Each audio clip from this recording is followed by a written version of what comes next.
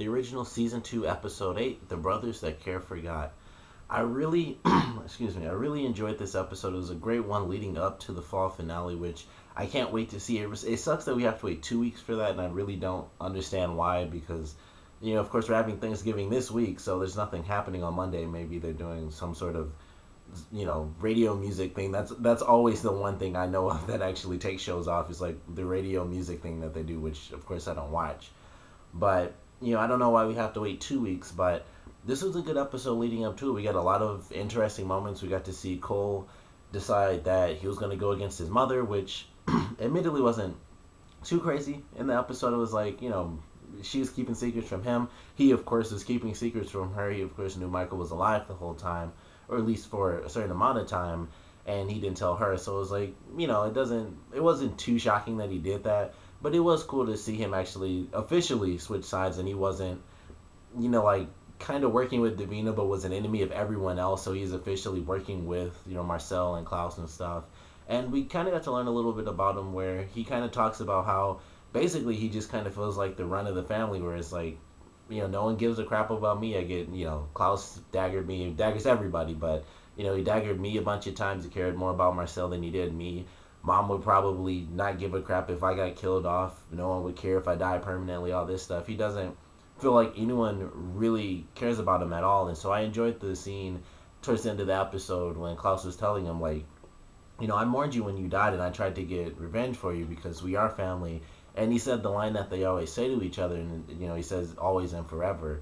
So I thought that was pretty cool. Like, he actually stepped up, kind of as a big brother, and was like, hey, I know I'm a super crappy person, and I may have put you in a box for, like, decades, centuries even, but I do care about you. And it was a cool little moment that he had with his brother, so I enjoyed that. And I also thought it was pretty cool what he did to Finn at the end, where it was like, you didn't help me out, you kind of gave me some answers. And he, now Klaus knows about this stuff with apparently his aunt. I don't believe that it was mentioned in the other episode that that was Esther's sister, but it was kind of cool when Finn mentioned that. So he now knows about his aunt, technically, kind of going after his daughter. And, he just was like, all right, you aren't turning against mom, so I got to put you in a box. And it was just a good scene because Finn, like, really freaked out. So he's in a box with, like, some itty-bitty little holes in it. He'll probably survive, but at the same time, he could die from that. I'm sure they won't kill him off just because, it's kind of one of the big things is that everyone's brought back. So him just dying off in the box would be a good catalyst for their mother kind of losing it and, in a sense, kind of giving up on her plan, at least on Klaus, maybe. But, it'll be interesting to see how they play that. Most likely, though, I feel like he's just going to end up getting out of that. Someone's going to let him out or whatever. But I thought that was a really cool way to end the episode. And, just a lot of, pretty much everyone had, like, a moment in this episode. Everyone was important. Like, pretty much anyone who in the show had an important part, except maybe Esther and Michael, because they're, like, the two people who are, like, the big villains for now, at least. And even Esther was referenced a lot because she kind of had a big, plot in this episode through Elijah, because her sort of brainwashing actually worked on him. And it was really interesting because I had no idea what was going on with him. I was like, I don't know. Initially, like, the birds were gathering around Rebecca, who, it's great to see her in this episode, of course. But the birds were gathering at the park around her, so she left. And it was like, okay, Esther basically found her, so she's going to try to go after her. And they started to talk about, the other witch. I believe her name was Dahlia. I can't exactly remember.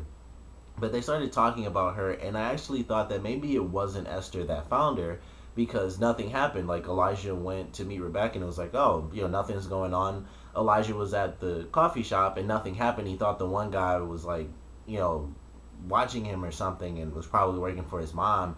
And he had the woman spill the coffee on him, which I like that scene. The reason he did that was because he was checking to see if there was vervain in the coffee, so that he can compel people. So it was like, okay, well, nothing's going on. The guy was just kind of randomly looking at him, and that was it.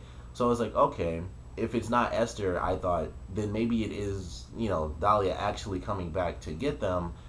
And it ended up actually just being that it was Esther's plan, and she, her plan for Elijah actually played out, and he kind of snapped a little bit. And it was weird. He snapped in a way that he wasn't supposed to. Like, her plan is like, hey, you should hate being a vampire and stuff like that. And in this episode he kind of lost it, and her kind of being clean, her talking about like being clean or whatever, kind of had like the opposite effect, and him like rinsing, just cleaning off a little coffee stain and made him snap, and he just killed everyone except for the waitress because I guess he wanted more coffee or whatever. But it made him snap, and it was just really crazy to see that. It was like, I don't know what's happening with him. I don't know.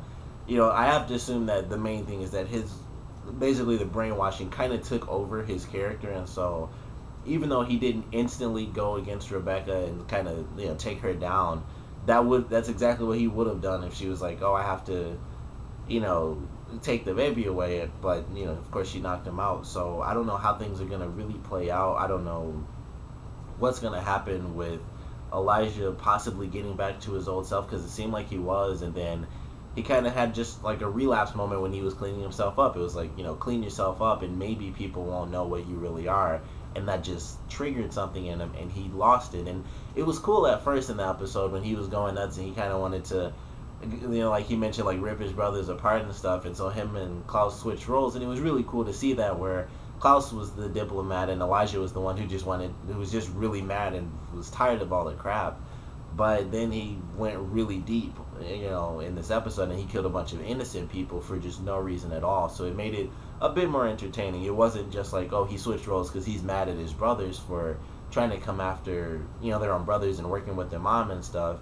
It was a little bit more than that. That was like the start of it, and it made sense. It was like, sometimes he does get fed up with things, and Klaus is like, I want to turn you guys to my side, and Elijah's like, I've had enough of being like the good guy in the family and stuff. And so they do have those moments where they kind of switch places, and it seemed like that's what it was. It was just one of those episodes where they switched places, and then Klaus sent him off to meet the baby, so it would be very, very simple.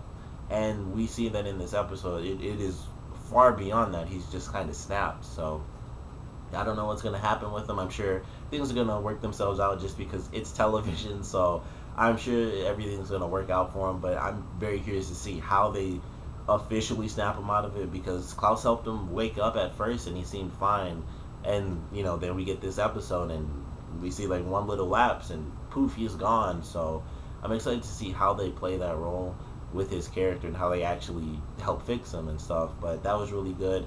We got to see Haley, who decided officially that she is going to marry the alpha guy. Of course, can't remember his name either.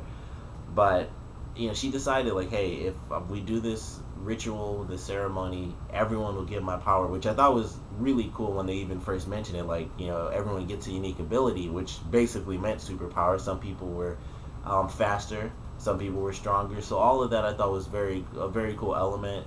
It would be really great to see if we got more packs in the series where they did actually have these special abilities, and we actually got to see those extra powers when they're in their human form and things like that. But it'll be cool to see them kind of work this out through the rest of the pack, where they get Haley's unique ability as a hybrid to actually control her power. She's still technically a wolf.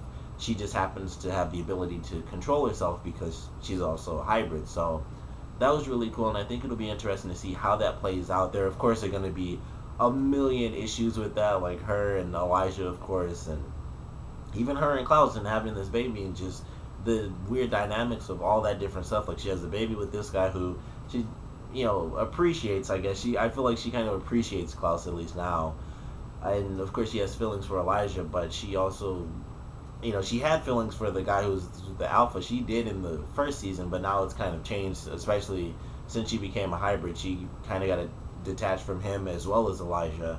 And it's like, she doesn't exactly have feelings for him anymore. He's just like the alpha, and she just knows that he's the one who's going to help the rest of her people. So she doesn't exactly have serious feelings like she might for Elijah, or even as much as she has for Klaus.